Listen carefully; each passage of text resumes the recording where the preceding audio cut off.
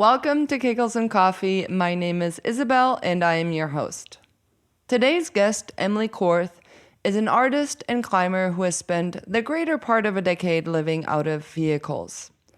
During the summers, you will most likely find her climbing in Rifle Canyon or hiking in the Rockies. She has a BFA in ceramics and photography and is an incredible artist. Her drawing of my dog Eni seriously brought tears to my eyes. It is really, really detailed and beautiful. Check out her art on Instagram at BK Compositions. You can also find her link in the show notes. Emily and I spent a lot of time camping and climbing together in Rifle during the summer of 2022. During this time, we got really close. She's one of the women in my life who have taught me to tap into my needs and be just a little bit more unapologetic. One thing I truly appreciate about our friendship is that we allow each other to be who we are without pressure or expectation. Sometimes people mistake self-care for being selfish or inconsiderate. But I'm learning that self-care is actually the best thing I can do, not just for myself, but also my relationships. In our conversation, Emily and I talk about the discomfort that can come along with being alone, the challenges of being an introvert versus an extrovert, and how every person's needs are different when finding that perfect in-between. It can be hard to do what feels right without feeling guilt or shame. But in the end, we best know what we need. And perhaps, in order to listen, we first must stop. No, seriously, what am I doing with my life? How did that come across? Did they hear me? I feel like I'm losing my fucking mind. You're messed up. I need to just Netflix and chill. Like, I'm gonna meditate like a badass. It's just like this psychotic break, and then I get my period, and I'm like, oh, it was just your period again. Am I the only one feeling this crazy? Emily, I'm really excited to talk about self-care with you today because you are actually one of those women in my life that I feel like I have learned self-care from. When I met you last summer in Rifle, I just really admired your ability to take care of yourself in the sense of knowing what you need. And that might be getting up at 3 or 5 a.m. in the morning to hike a 14er the next day and be completely alone. Mm-hmm. It might mean making a badass campfire and making space for the people around you. But yeah, I really appreciated that. It was unapologetic, but it didn't necessarily come with this feeling of like you don't care. Yeah. I never, and this summer, you and I got to spend quite a bit of time together up in Rifle. And I remember one time coming from the Front Range, getting there really late. It was pouring rain. I drove into the quad, like the big campsite where most people camp, and just trying to find you. And it was like a really crowded site that day. That was a busy weekend, yeah. And I knocked on your door, and it was like pouring rain, and you're like trying to cook and get settled. And somebody had come onto your campsite, and I was like, you know what? I'll just drive down Canyon, find a site. We'll see each other tomorrow. So I take off, and I think didn't communicate that with you, and next thing I know, I'm down the canyon and you pull up next to me in the pouring rain, standing there like, oh, I just wanted to make sure you're okay, like, because you just got there and it was like this chaos. And so yeah, I never feel like you don't care. I just know that with you there's no bullshit. Like you're gonna say what you need to say or do what you're gonna do, but you stick to your climbing plans. And if you need to cook by yourself in your van and just chill by yourself, that's what you do. And again, if you're, ready to socialize and party, like that happens when the time is right. And spending time with you, they always say you'll learn through imitation. That's like a thing. Even watching good climbers, like you start imitating the people that you look up to or spend time with and appreciate. And I feel like it inspired me. It's always funny how that materializes. Like you start hanging out with someone and you realize you pick up some of their mannerisms or like just some of their ways of being. And you catch yourself every once in a while. You're like, oh, that's actually pretty cool. Yeah. Yeah, like you yeah. can rub off on other people in ways that you don't expect. And more reason to hang out with people that are good. Yeah, not become shittier versions of yourself. Oh, that's so great. Oh my God. Oh, that is Yeah, so I spent a lot of time with X and X this summer, and now I actually hate myself. I thought I was doing well, but I really spiraled there. Oh, good times. So true. But it's nice to know that that is received in ways that are positive, because I feel like a lot of people think that when you're doing your own thing and you're introverted, they think either you're just being really standoffish, or maybe you're socially awkward or have anxiety. And I wouldn't say I have anxiety, but I just don't have that much energy socially. Yeah. So it's like, if I put myself out there when I don't have the energy, I'm just going to be a shitty version of myself. And then that's probably going to make me anxious, because I'm going to replay it later and be like, God, why didn't I just stay in my van and read my book and like give myself the time that I needed, and like wait to be ready to kind of emerge into society again when I was ready. Yeah, that is such a good point and resonates really deeply with me. And yeah, it actually leads me to a question that I had, because I have reflected on this for myself. And I would like to ask you, what does self-care mean to you? And I know I just, had a couple of examples of seeing you take care of yourself, but I'm just curious, what does self-care mean for you, and how does it manifest? And you just, yourself gave a great example. It might mean, here's a social setting, as Rifle is, and I am choosing to stay in my van because that's what I need, right? Yeah. I mean, I think self-care for me, at the end of the day, I have to ask myself, regardless of like what else is going on around me, like, what do I want and what do I need in this moment right now? And it's really hard, especially if you know that other things are going on and you're like, oh, these people are getting together, or these people are hanging out. Like, I was invited to this campfire. Like, there's a party going on in Glenwood. It's really hard in those moments when you feel all these opportunities. It's hard to say no, because you feel like you need time to yourself, especially when you feel like, what if this is an amazing night? What if I'm missing out? Like, if I just try a little harder and just show up, maybe like I'll have no regrets. But if you ask yourself, like, what do I really want right now? And that involves being by yourself and taking care of yourself, then it shouldn't matter that there's some other thing going on. Like, none of that should matter. Like, in that moment, it's like, if I've had a great day or a rough day and I just want to read my book in bed, I should be able to do that and not feel guilty or wonder what if I'd gotten to this or that. I don't know. I think self-care is like not spreading yourself too thin and just thinking about what you want and need without feeling guilty or selfish. That's perfectly put.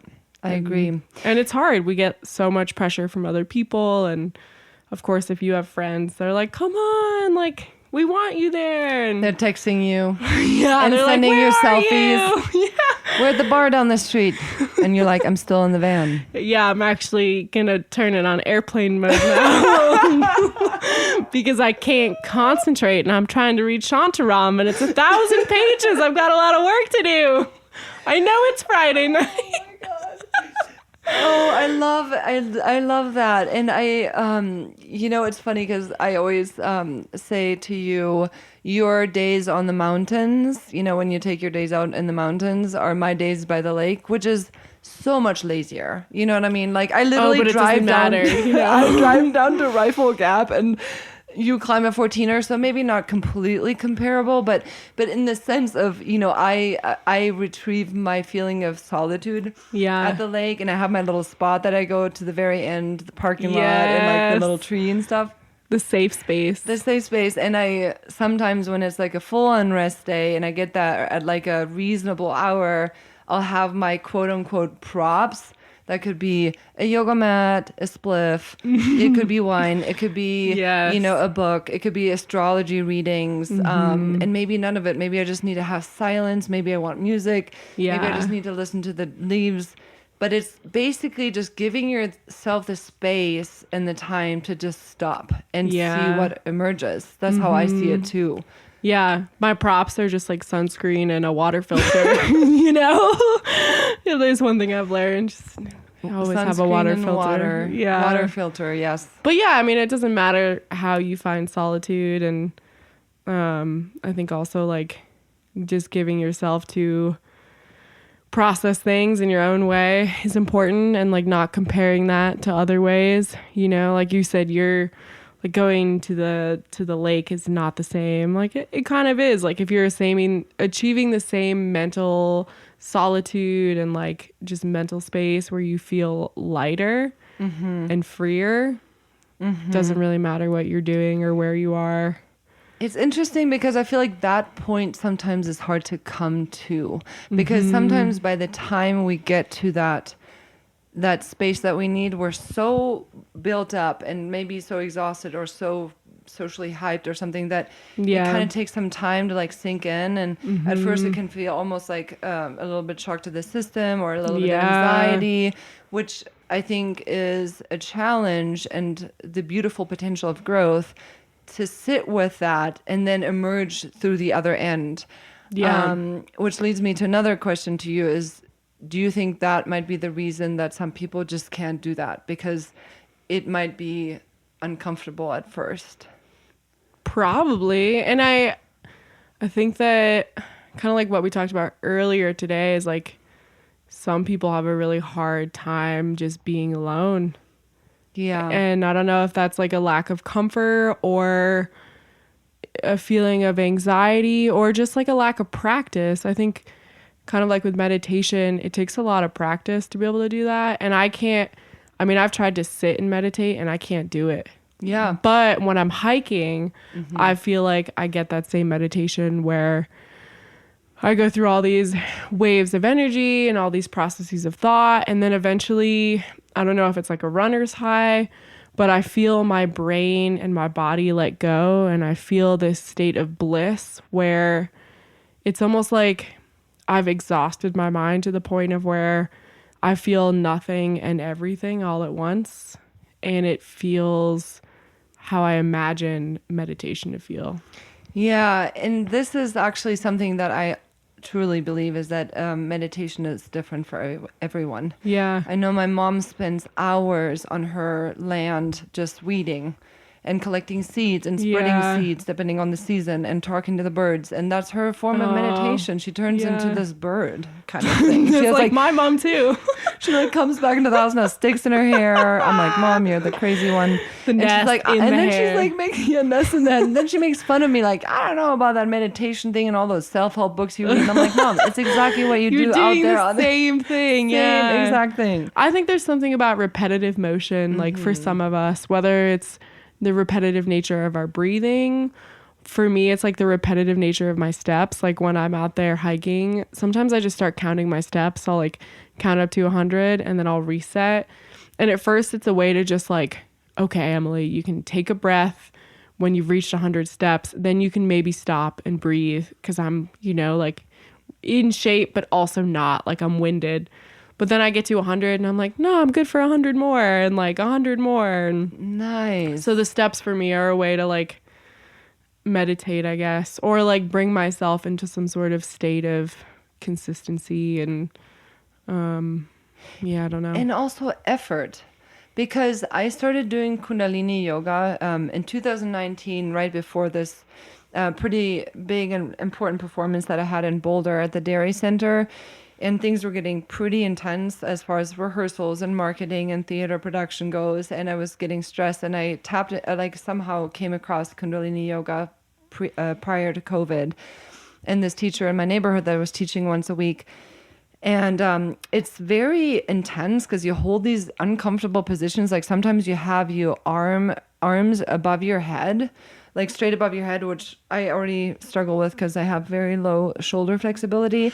And then you have to like, and then you have to like do like breath of fire, like the, for like 3 to 6 minutes, and like literally you feel like your arms are gonna like burning. They're just burning, and so much burning. Especially at first, I had to lower them all the time. Then I got a little better, a little better, and a little better. Oh man! And it's like what you said, when you start being like systematic about it, and you start being really present with your body, I think what it teaches you is the power of breath, which is interesting because you said you were counting your breath. Yeah. And then this like force, that kind of energy that builds in your body, that despite the discomfort, you are pushing a little bit further. Yeah. And that creates like a presence of mind. Yeah. I think that's what it is, because then after each exercise in Kundalini, you lower your hands and you meditate, and like everything just kind of sinks in, and you basically, that's when you gain the like the benefits of that exercise. You let it all sink in, and like maybe when you stop and you look at the view and you take a deep breath, that's when you're like, here I am. Yeah. Through the effort. Well, and it makes you realize too how expectations play such a big role into like what you can and can't accomplish. Like if you went into that Kundalini class and you were told to hold that position until an instructor told you to no longer do that, you would probably do a lot better than if your instructor came in and was like, we're going to hold this position for 20 minutes. Exactly. And so sometimes like when I'm hiking, I'll intentionally not look up at the hill I'm about to go up because I find I almost psych myself out where I'm like, Jesus, this is a really steep, this is going to take me a really long time. Like, this is going to suck. You build up all these expectations where you're like, with the Kundalini, you're like, oh my God, we're only 3 minutes in out of 6. This is brutal. Whereas if you're like thinking about your thoughts and the fact that you're in it in the present and it's just like a moment by moment thing where you think about your breath, then suddenly mentally you're like prepared for a much longer experience. Yeah, and a deeper experience, a very present experience. Yeah. I find that with meditation that when I go into meditation, whether it's just by myself or lately I do mostly guided meditations because it's just a little easier for me to do that. But even when I'm feeling slightly resistant to it, I'm like, oh, but I know it's going to make me feel better and it's going to make me feel less anxious, and I need to walk away from the computer and I need that break. When I then do decide to sit down and meditate, once I'm in it, that's when you start realizing like, oh, this is not bad. I can do this. I can breathe and I can listen to what she's telling me to focus on. Oh yeah, the breath is going from my third eye down into my stomach. Okay. And then back up. And suddenly breaking it down like that can really help, like you said, bring back, instead of like, oh, this is too hard, this is going to be too long. Yeah. Bring back the effort that you're actually making in that one specific moment. It's interesting too, like I remember when I first got my license and I was in high school, driving for me was my meditation. Like I would just get in the car and I would explore. Like I would drive around for hours, and obviously it's like a taste of freedom as a 16-year-old, right. In Connecticut where I grew up, there was nothing to do, like nothing. We lived next to a park. But I would just get in the car and drive, and I would feel so good. It was this like feeling of control that you so rarely have as a kid when you're living with your parents in a house with rules. And while there weren't many rules, it's still enough to feel like confined.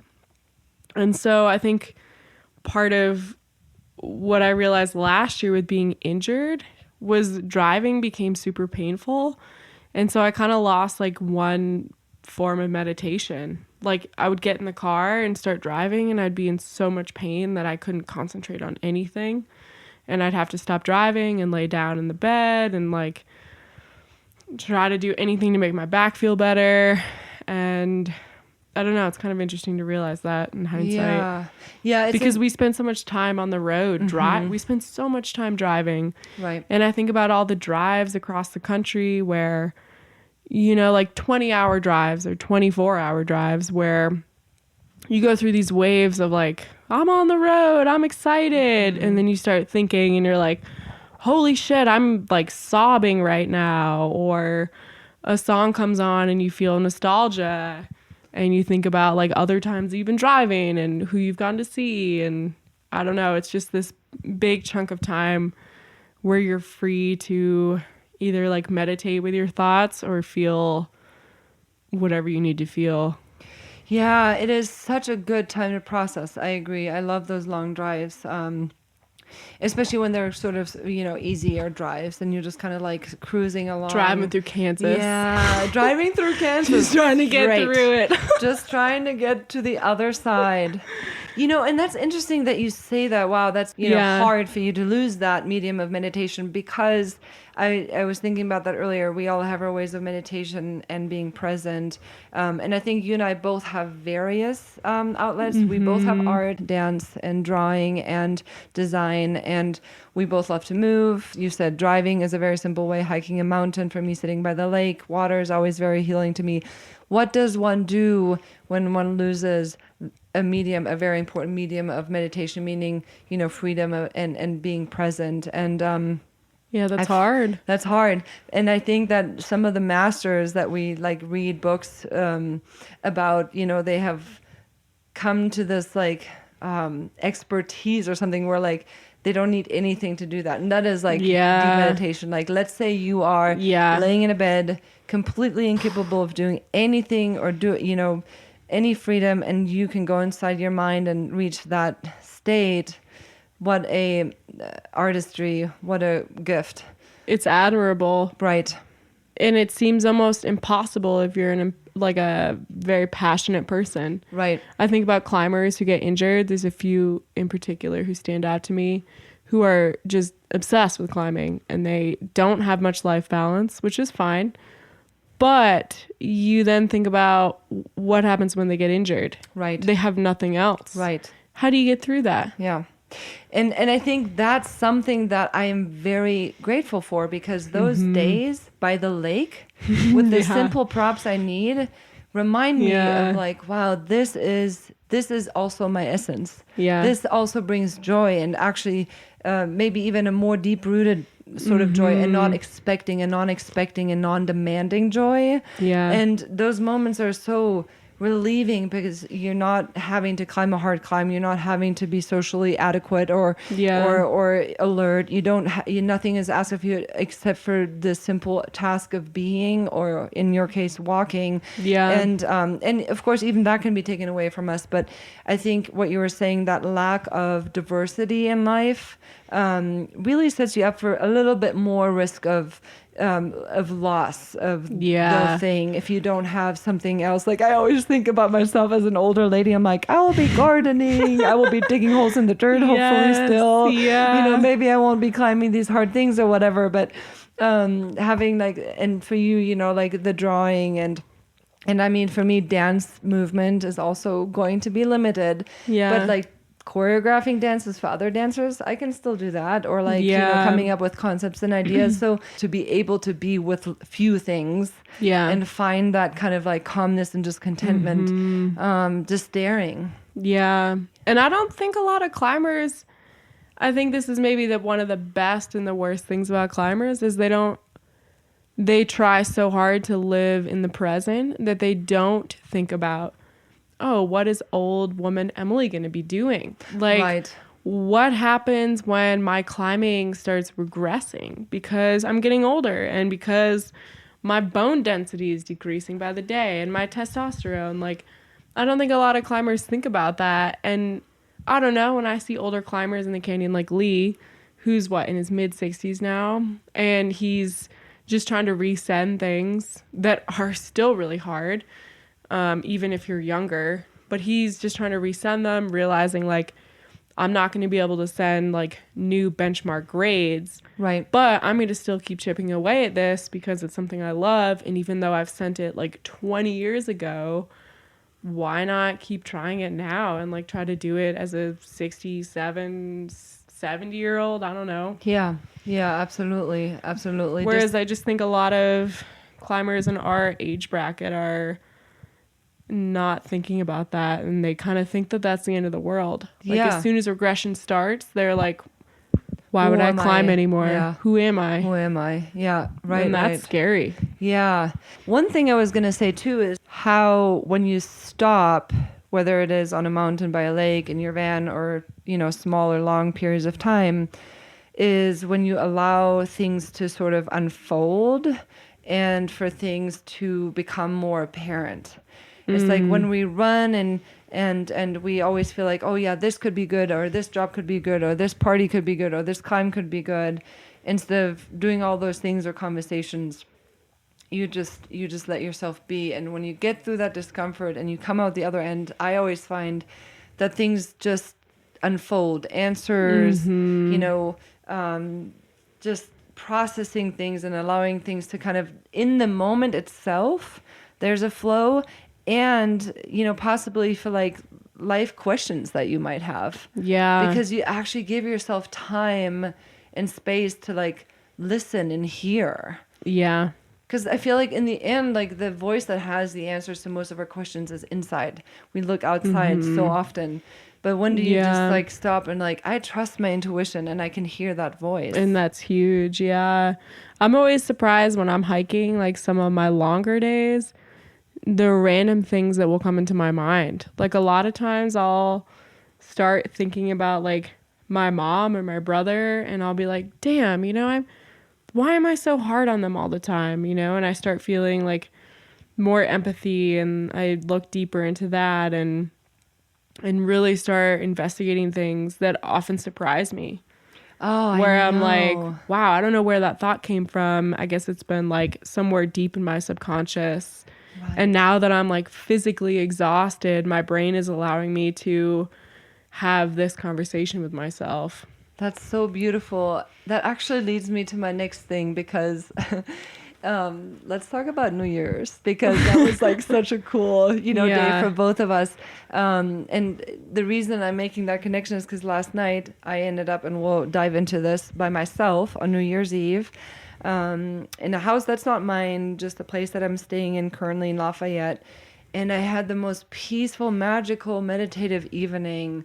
And I had a moment where I was sitting on the couch looking outside and it was just dumping snow. And it was like, just you could see the white outside despite it being dark. And I had the same thought. I had love for my parents. I wished them well. They're in Germany, so they had already gone through New Year's Eve. And I knew they were in bed by now. And I knew my brother was visiting with his best childhood friend. And and so, again, just like you said, I wonder if I would have gotten to that point if I hadn't had that space and time by myself to just really appreciate. It sounds like to me that we both inevitably, little background. Emily was going to come down from Vail last night. I'm in Lafayette. There was a huge snowstorm. And also she had decided to climb a mountain and things happened and we ended up both spending New Year's Eve on our own, Emily in her van and me in this place. But as we talked about it this morning, it was like we both got exactly what we needed and what we yearned for. So I want to ask you to share a little bit about how that day unfolded for you. Yeah, it's so interesting. I think I definitely caught myself feeling the expectation because it was New Year's, like, oh, I should make the effort to like celebrate it. Everyone else is celebrating. I'm going to regret it if I don't. It's almost that FOMO we talk about where you're like, oh, if I just try a little harder, I probably won't regret making the drive. Like, even if it is a crazy snowstorm, which it is. And then I realized like, man, I haven't had a day off in so long. I miss nature. I haven't been outside. I've just been living in this van in Vail. It's been so cold. We're getting every morning I wake up, we have 8 to 10 inches more of snow. There's at least 3 feet of snow up there, and we're supposed to get 3 more feet over the weekend. And I realized I just really need to be outside. I need to see the trees, and I just need to experience the daylight. And for the listeners, in the meantime, you're working at a restaurant. Yeah, I'm working in a restaurant, and so COVID is going around, and it's the holiday season. people during Christmas can be heinous. I mean, someone spat in our manager's face on Christmas Day while COVID's going around. Like, I mean, Jesus, you know? And so I was just like, you know, I will make it to the Front Range. I requested these 2 days off. I will make it there, but I need to take care of myself today. And I had like other people reaching out, asking for help, asking for driving, all these things, like come back to Vail, pick me up. Could you do this? Could you do that? What time are you going to be here? And I just decided to put my phone on airplane mode and go for a hike in Frisco. And I had all these waves of like gratitude for myself because I finally had a day where I just got to do what I wanted to do. And then waves of kind of like rebellious thoughts where it's like, man, fuck you guys. Like, I don't want to feel guilty for doing this and for taking care of myself. Like, I really need this day. I requested this day off. I just came off of working 10 days straight through the holidays while being sick. Like, and I don't know, I just had a solid couple hours hiking up in deep snow in the silence, like listening to the snowfall without my phone on, and realizing like, if I get to the Front Range for New Year's, then I do. And if I get there in the morning, then that's fine. And like, ultimately, I just need to do what's going to make me feel right. And it was like this huge purging of emotion where like, I found myself crying at one point on the trail and like talking out loud and running through different scenarios from my relationship and just feeling all the things. And I don't know, maybe I've been repressing them. I don't think so. But it was just this like thankfulness for myself because what I did could have been perceived as selfish by other people, but I really needed it. It is so interesting how people can conceive self-care as selfish, meaning, you know, don't care about others, when really it is filling your own cup to set yourself up for success, and nurturing your relationships and showing up and being able to and capable of giving back, because your cup is not empty, it is full. And in that dialogue that you just described, Emily, I have been there so many times where I will be doing quote unquote self-care, doing something that I know I need, and at the same time feeling that underlying guilt. And then that can turn into resentment, like, fuck them. Why am I even feeling guilty? I should be able to do this. Yeah. It's this whole circle of emotion. You catch yourself. And just do the thing. Stop thinking about, just do the fucking thing. You feel justified, and then you feel defensive. Yes, defensive. Yeah. And then going back to your original question, like self-care is like thinking about what do I need in the moment. And so then you go back to this bigger picture of like, wait a minute. It doesn't matter if this person needs something or if this person feels this. Right now, I need this and I am feeling this, and that's okay. And it's not my job to take care of someone else. I'm not a parent. It's not my job. Right now, like, I need to be taking care of myself because, like you said, if my glass isn't at least half full, I can't give anything to anyone else. I find it so curious how when people that I flow with and sync with take care of themselves, such as you, that when you do that, oftentimes the other person actually gets exactly what they need. Instead of holding on to that expectation of like, Emily is going to be here before midnight. We're going to like, you know, have a little glass of champagne or whatever. At that point, I was like, I'm chilling. I'm establishing myself in this home. I'm doing yoga. I'm like drinking some wine. I'm writing in my diary. I'm doing a end of the year meditation from my like astrology app. You know, I'm like flowing around the house going like, she may or may not come. The door's open if she does. And if not, I will see her tomorrow morning. And ironically, both of us got exactly what we needed. Yeah. Well, and it's also like a sense of self-worth and security and trusting that just because someone doesn't show up for New Year's, it doesn't mean you're not worth it. Right. You know, it means that they have stuff going on, and like we talked about before, they're doing their best, and it's not a reflection that like you're not worth their time or energy. And it also doesn't mean that like you take a backseat priority. It's kind of like, you know, they're doing the best they can, you're doing the best you can, and at some point you guys will meet up and that effort comes to fruition. And just being empathetic towards like the struggle to exist as a person, you know? Wouldn't it be nice if this was just kind of a given? Like if literally in all situations you would never have to explain or justify why you're not showing up, why you're leaving the room, why you're pulling back, why you're being a hermit or doing whatever you need to do. Yeah. Just not having to explain it. And I wonder sometimes, I'm curious what you think about this. Is it a generational thing in the sense that we weren't taught that self-care is very important because our mothers weren't taught that self-care is important because their role was more to sacrifice for family and make decisions that they felt maybe not always in control of. Yeah. And so it's easy also for them to like go into that victim role. Like I never had that choice. I never had control. And some of it may be true. Some of it might not be true. But regardless, you and I are here going, okay, I'm set to my own devices.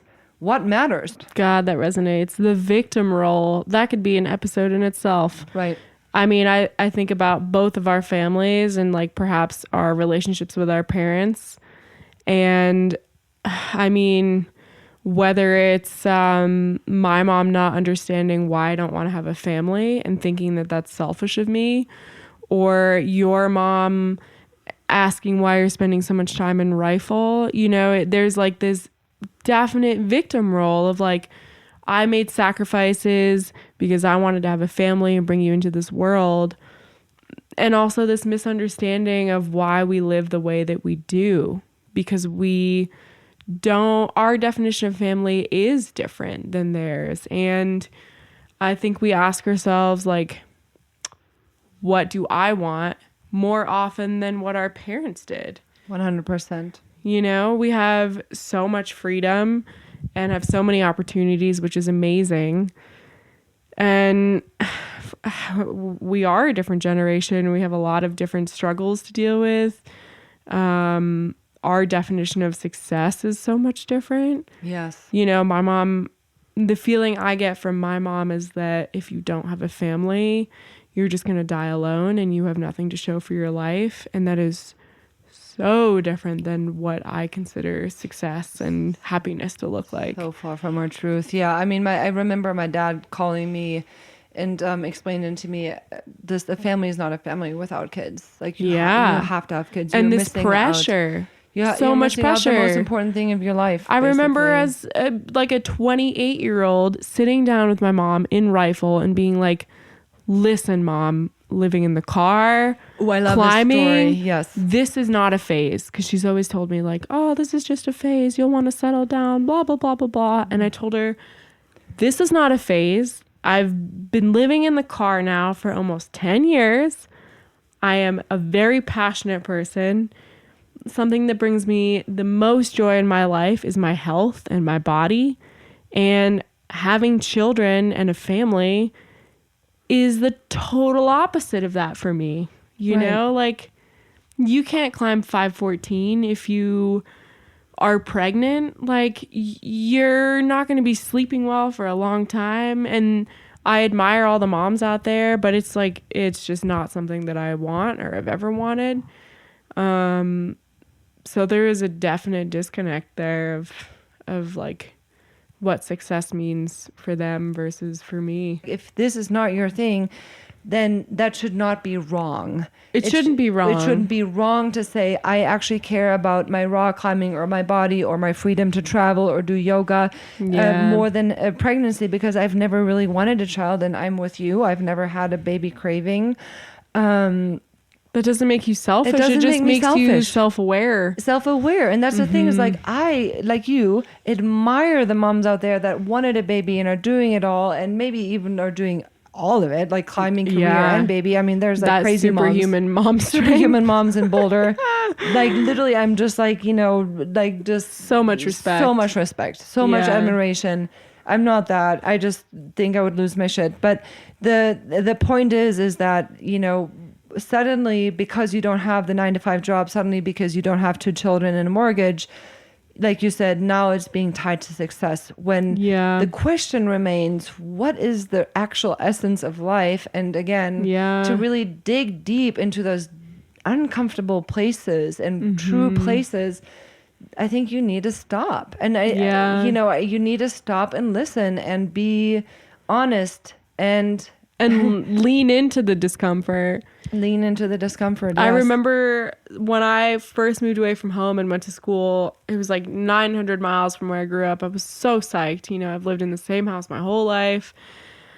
And I remember, like, I was such an introvert in high school and so depressed for as long as I could remember. I never met anyone who I could relate to. I was always very outdoorsy, and everyone I grew up with was always wanting to be inside, wanting to be a homebody. And I never found people who were like, yeah, let's go swim in the lake or climb trees, and that's what I was doing. And so I remember just like moving away from home and embracing this mentality of like, if there's an experience that makes you uncomfortable, you should go for it. Lean in, like you're going to learn something from it.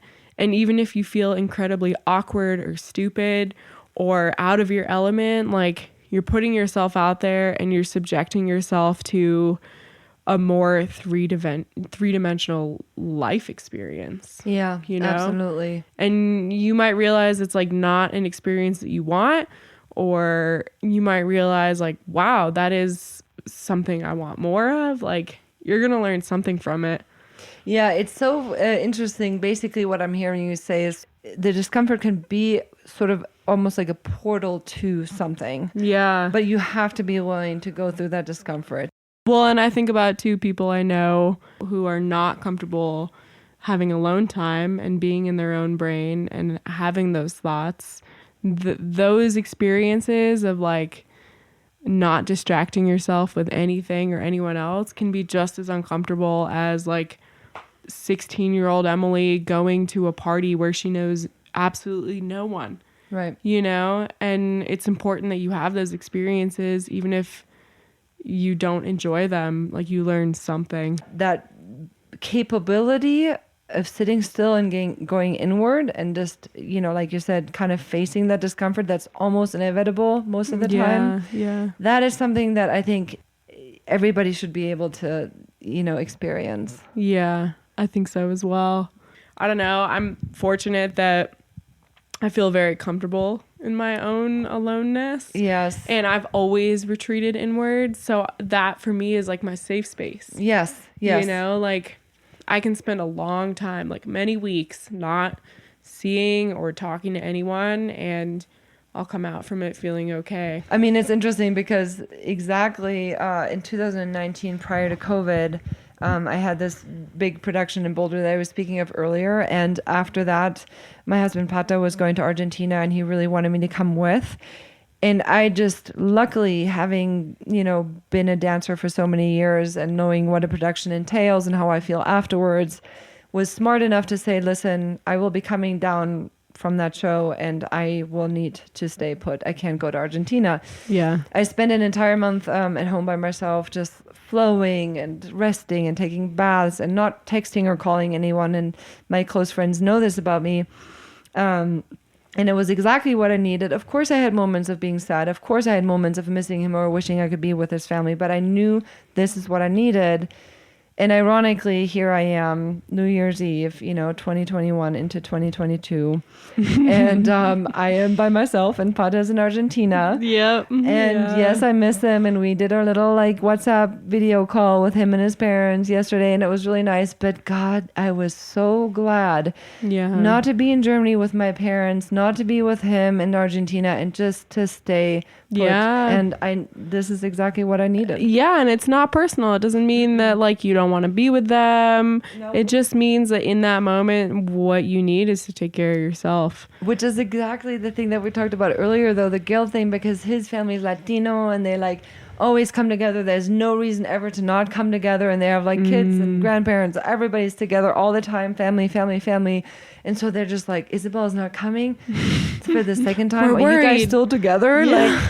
Like, like, does she still love you? Does she care about us? Like, Yeah. And then of course, Pata explains, and he's with this like crazy Western woman who doesn't have the same values. Basically, doesn't want babies or cares about family. So I'm kidding. It's so funny though. Like, That's where I'm like thankful to have come from a small family, because our holidays have always been tiny, and I mean, I've got like, I guess in total I have 5 cousins. I've met 3 of those cousins one time in my life, and the other 2 cousins I've now met maybe like 3 times in my life. So getting together for the holidays with my entire family means seeing my mom, my brother, and my grandma, and that's it. Yeah, so it's pretty simple. So it's such a different, there's like so little pressure. Going back to that, it takes trust knowing that whoever your community is and whatever people are part of your lives, like that they're not going to judge you for taking your own time and giving yourself the space you need. They're not going to make you feel guilty for taking care of yourself. They're going to give you the space and the freedom to reach out when you're ready. Amen to that, sister. Amen to that. And maybe that is just the natural progression of selection in our lives as we get older, as far as like close friends, who's in your arena, who is in your circle of trust, is that ultimately by being yourself, you kind of indirectly select those that you really want to be around with. And you still have expectations. Of course. For you that should hold person. yourself accountable. Yeah. You still have expectations, but they're a little bit more fluid. And man, I was just thinking about how there's some rare moments in your life where you meet people and you feel like immediately after meeting them, you've known them your whole life. Right. And that no matter how much time goes by in between seeing them, you just pick up right where you left off. And maybe that's what that's about. It's about this freedom to exist and to live your life without this pressure or guilt or expectations that are unrealistic. Yes. That allow you to return to a friend after not seeing them for years and to just like have a goddamn blast again. That's and so not take true. anything personally. Yep. I forget if it was a Hidden Brain podcast or which one, but I was listening to a podcast while I was driving the other day. So I was like doubled down on the meditation because A, I love podcasts, and B, I love driving. And they were talking about how if you are not so hard on yourself, you actually tend to get more done, and you actually tend to be nicer to other people. Absolutely. If you're more empathetic towards yourself, you're going to be nicer to other people. Yeah, absolutely. And I do agree with you. We do have the tendency to be hard on others if we are hard on ourselves. And I notice this very much also being in a relationship, right, with someone, is that the more forgiving and kind you are with yourself, the more, again, and I feel like that relates directly to what we said earlier, fill your own cup and you have something to give back. And you can still get stuff done. You can still get stuff done, and you probably will get more done in less time, feeling better versus getting, something somewhat done, feeling anxious and being kind of unpleasant to be around. Yeah. Because I know I'm not pleasant to be around when I'm stressed out. You can ask my dancers. Well, and I think about it with climbing too, like being really injured and not being able to climb for that whole winter and feeling so much gratitude just to be able to climb like 5'9" again. And even though it was super painful, just feeling super thankful. And then coming into rifle being like, this is probably the year that I'm not going to send that next grade, like what we talked about in the beginning, and being okay with that. I mean, I then had the best season I've ever had in my life. Right. So, and with the least amount of climbing and no training, I came back with a mindset where I was thankful, had no expectations, and was super hungry for it. Yeah, that's beautiful.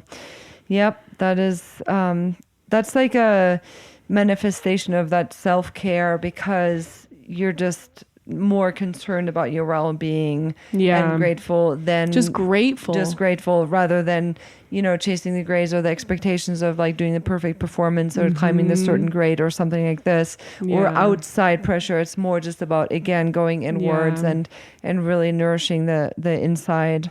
Well, thank you so much, Emily. This was such a fun deep dive into self-care and the things that brings up for us and people's reactions and everything. And hopefully people can take away something and maybe just be inspired to, you know, like tap into their heart and be present with what they actually might need. Yeah. And I think at the end of the day, creating an environment where you feel free enough to ask yourself, what do I need right now? Thank you for listening. I hope you enjoyed it. And please feel free to send questions, comments, and topics you would like to hear about to Isabel at kegelsandcoffee.com. That is ISABEL at kegelsandcoffee.com. Or you can find me on Instagram under Kegels and Coffee. Take good care, stay tuned, and remember, when in doubt, drink coffee or do Kegels.